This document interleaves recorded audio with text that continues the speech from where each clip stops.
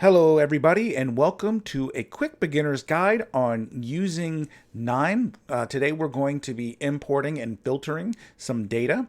If you're unfamiliar with this, KNIME Analytics platform is a free open source low code drag and drop GUI interface for data analytics. So you can do everything from joining data, manipulating data, filtering, automating processes for data flows, all the way up to developing predictive machine learning models. So it's a very powerful tool and one that I use almost on a daily basis. And so today we're going to walk through the basics of the interface and how to do a quick importing of some data and some filters. And then in later videos, we'll dive into some more complex concepts.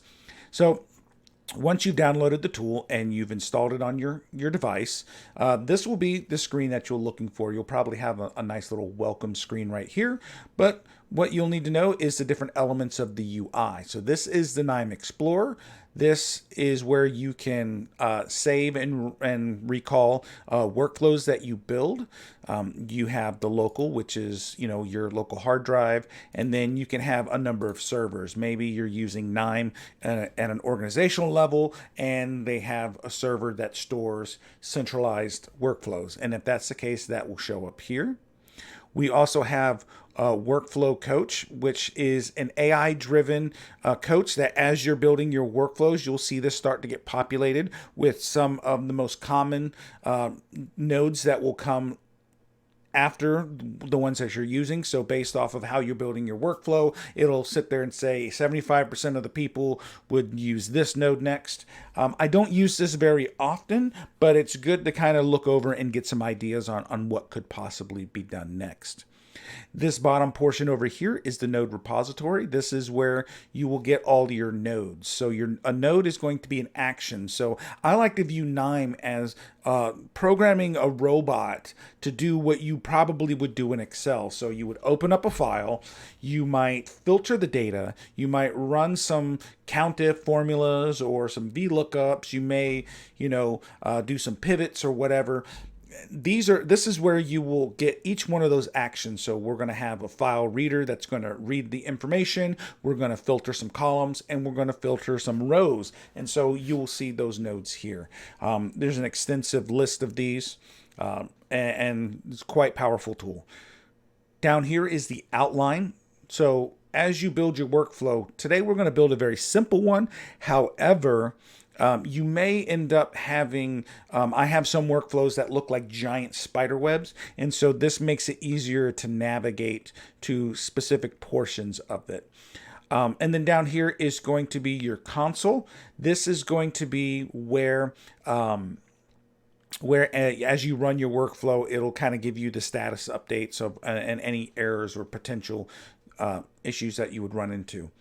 So the first thing we're going to do is we're going to create a new workflow. So we're going to right click here, new KNIME workflow, and we're going to call this example import and filter.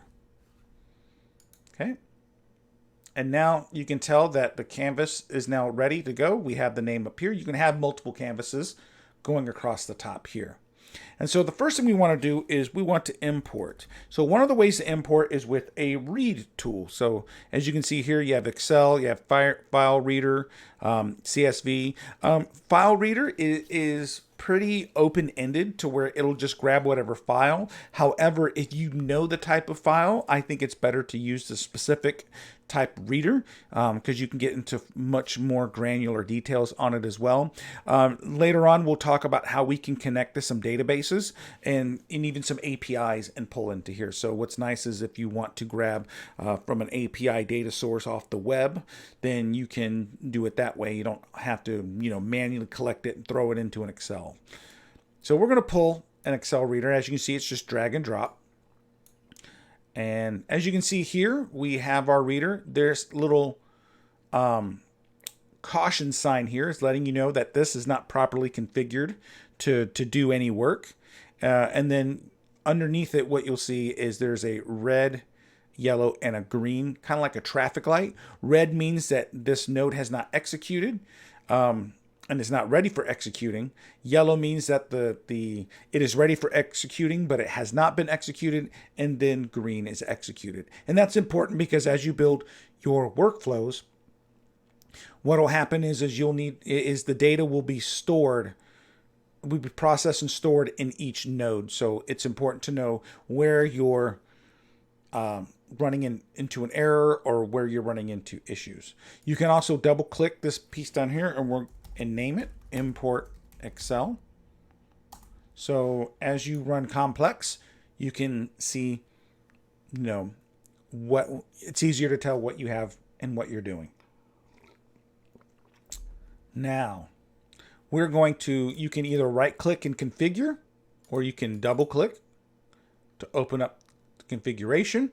Now, for this purpose, we're going to keep it simple, but what's nice about this, especially with Excel readers, if you're using a spreadsheet that somebody's using to do, especially if it's more project management, it's not pure data set, maybe the data does not start on the cell A1, maybe it's somewhere else, or there's multiple sheets, and you can specify exactly how you want that data to be input and how it works. But for right now, we're just going to grab any old data set, and down here it'll show you a preview to make sure that it's coming in correctly, and we do have the names once again. As if you've seen my channel before, you'll notice I'm using baseball data, and then we're going to hit OK.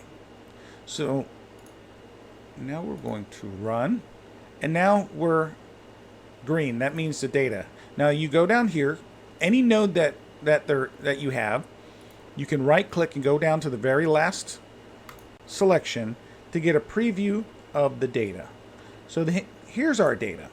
So oftentimes for ad hoc, if you're just doing some analysis and you need to answer a question, you don't actually need a data set. You don't need to worry about exporting the data into anything. You can just right click and view the results. So now what we want to do is we want to filter the columns. So we're going to go to column filter, and we drop it in here. And then as you can see, the node, a reader node does not have an input because it is the input. But a column filter, you need to pass data to. When it says red, it's not configured. Now it's yellow. But we have to go in here, double click, or you can right click configure. And we're going to look to see what fields do we actually care about. So let's do date, opponent, win-loss,